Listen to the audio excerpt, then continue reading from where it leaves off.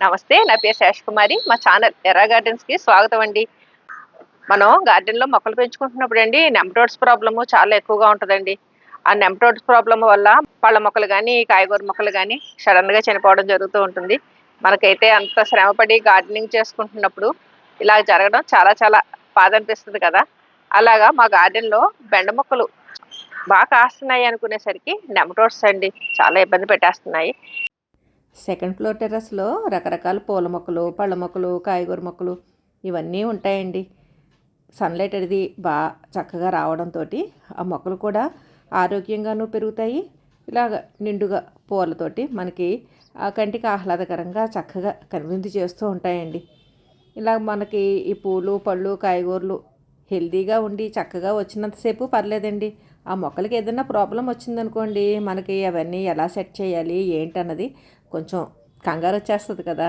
ఎంత అన్ని రకాలు పెంచుతున్నా కానీ ఒక్కొక్కసారి మనకి అనుకోకుండా ఇబ్బందులు చూడాల్సి వస్తుందండి. ఈ చక్కగా పూలు పళ్ళు ఇవన్నీ బాగానే ఉన్నాయి. కాకపోతే ఇటు ప్రక్కన నేను బెండ మొక్కలు అవి పెట్టానండి ఆ టబ్లోను. ఒకసారి చూపిస్తాను చూడండి.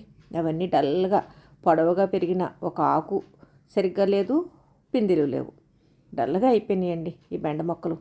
ఏదో ఒకటి రెండు కాయలు మాత్రం ఉన్నాయి. ఇంతంత పొడవు పెరిగిపోయి అసలు మామూలుగా అయితే నిండైన పచ్చదనంతో చక్క కాయలు రావాలండి. అటువంటిది ఇలా పొడవుగా పెరిగి కొన్ని అయితే కాడల కాడల కిందే అలా ఉండిపోయినాయి అనమాట. మాకు అసలు ఇవన్నీ గమనిస్తే అండి రూట్ సిస్టమ్ అదిని నెమటోడ్స్ అండి.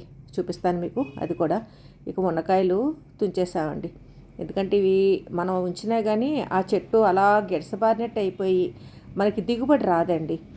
ఆ మొక్కలు కూడా చనిపోతాయి. మిగిలిన మొక్కలకు కూడా నెమటోడ్స్ స్ప్రెడ్ అయిపోతాయి అన్నమాట. అందుకని ఇక మేము ఊళ్ళో లేకపోవడంతో కాయలు కూడా కొన్ని ముదిరిపోయినాయి. ఇక లేతగా ఉన్నా కానీ ఇక తీసేస్తున్నామండి. ఈ మొక్కలన్నీ తీసేద్దామని ఆ ఉన్న కాయలన్నీ కోసేసామన్నమాట. ఇదిగోండి ఆ చిన్న పెద్ద కాయలు ఇలాగా ఉన్నాయండి. కొన్ని ఇంకా మరీ ముదిరిపోయినాయి, ఇంక వదిలేసాము. ఈ బెండకాయలు మామూలుగా అయితే అండి మనకి చక్కగా నిండుగా పెరిగండి బోల్డు కాయలు రావాలి. అటువంటిది ఇలాగ పుల్ల మొక్కల్లాగా అయిపోయినాయండి. అందుకని తీసేసాం అనమాట. ఎండిపోవడం కూడా స్టార్ట్ అవుతుంది. ఆ కాయలు సారం అందట్లేదండి ఆ మొక్కకి. అంటే రూట్ సిస్టంలో నెమటోడ్స్ అవి బాగా డెవలప్ అయిపోవడంతో మనకి ఆకులు పెరగట్లేదు. ఆ కాళ్ళు ఒకవేళ పెరిగినా కానీ సన్నగా వచ్చేసి మరి మనకి ఆ కాయలు కూడా లేకుండా అయిపోయిందండి. అందుకని ఈ 3 కుండీల్లో ఉన్న అంటే 100 రూపీస్ టబ్స్ ఉంటాయి కదండి, దాంట్లో మనం 3 కుండీలు వేసుకున్నామంటే చక్కగా మనకి కూరకి కాయలు వచ్చేస్తాయండి. అటువంటిది ఈ నెమటోడ్స్ చూసారా ఎలా వచ్చేసినాయో కాయలు కాయల కింద. అంటే వేరు ఉబ్బిపోతుంది అనమాట అండి. ఉబ్బిపోయి మనం అందించే పోషకాలన్నీ కూడా ఈ నెమటోడ్స్ తీసేసుకునండి మొక్కకి ఎదగనివ్వకుండా చేసేస్తాయి, దిగుబడి ఇవ్వకుండా చేసేస్తాయి.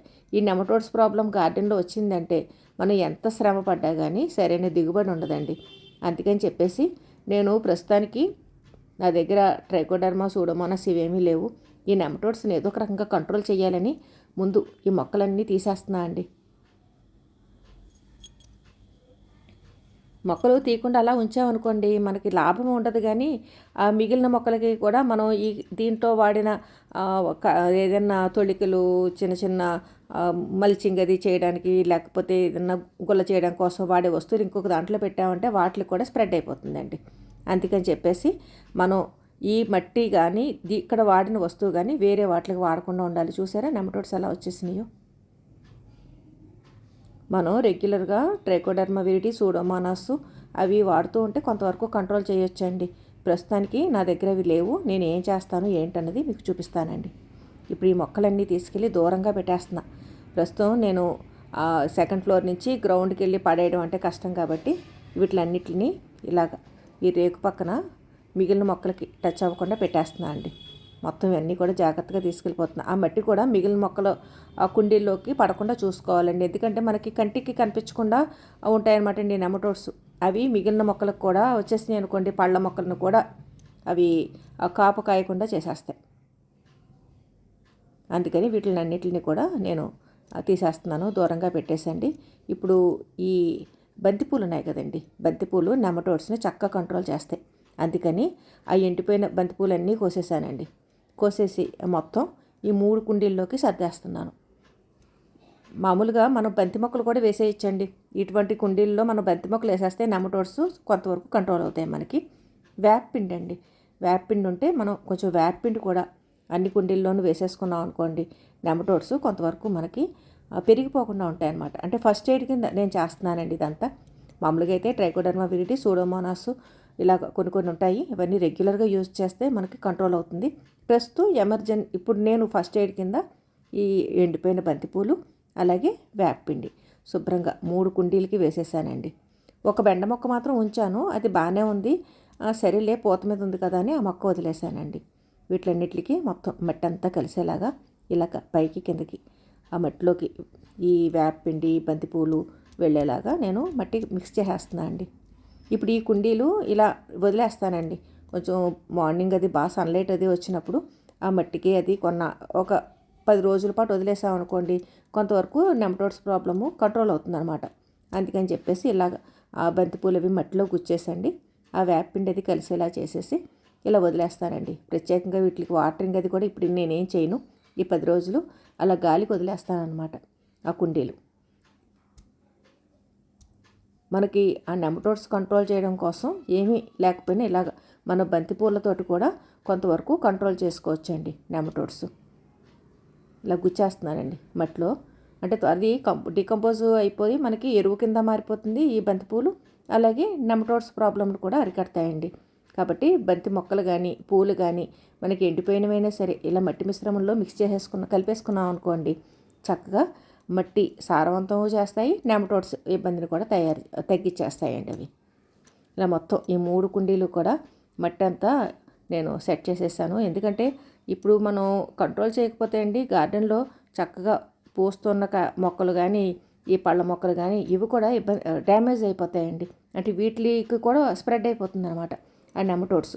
అందుకని ఇక కొన్నాళ్ళ పాటు ఆ కుండీలు దేనితోటి అంటే తొలికి ఇటువంటి వాటితో ఉపయోగించిన అవి ఇంక నేను వేరే కుండీలకు వాడకుండా వదిలేస్తానండి. ఈ రూట్స్ ఇవన్నీ కట్ చేసేసి మిగిలిన కొమ్మలన్నీ నేను కంపోస్ట్లో వేసేసుకుంటానండి. అవి ఈ రూట్స్ మాత్రం నేను దూరంగా పడేస్తాను అనమాట. ఈ కంపోస్ట్లో మనకి గార్డెన్లో చక్కగా కంపోస్ట్ చేసుకున్నప్పుడు ఇటువంటివన్నీ కూడా మనకు ఉపయోగమే కదా, డికంపోజ్ అయ్యి మనం మంచి ఎరువు తయారవుతుంది కదండి. ఇక ఇదిగోండి ఈ మట్టి కూడా నేను మిగిలిన మొక్కలకి దూరంగా మొత్తం ఇదంతా ఎత్తేసండి బయట వేసేస్తానండి.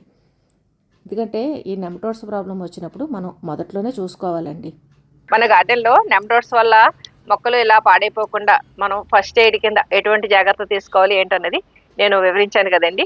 ఈ వీడియో మీకు ఎంతో కొంత ఉపయోగపడుతుందని నేను భావిస్తున్నాను. ఇప్పుడు ఈ రూట్స్ అన్నీ కూడా నేను ఈ డబ్బా పళ్ళంగా బయట పడేస్తానండి. ఎందుకంటే ఇవి చాలా ఈజీగా స్ప్రెడ్ అయిపోతాయి మిగిలిన మొక్కలకి. అందుకని దూరంగా పారేయాలి. దూరంగా పారేయడం అంటే నేను ఇక్కడ బయట పెట్టేస్తే మున్సిపాలిటీ వాళ్ళు రేపు పొద్దున్న చెత్తతో పాటు తీసుకెళ్ళిపోతారు.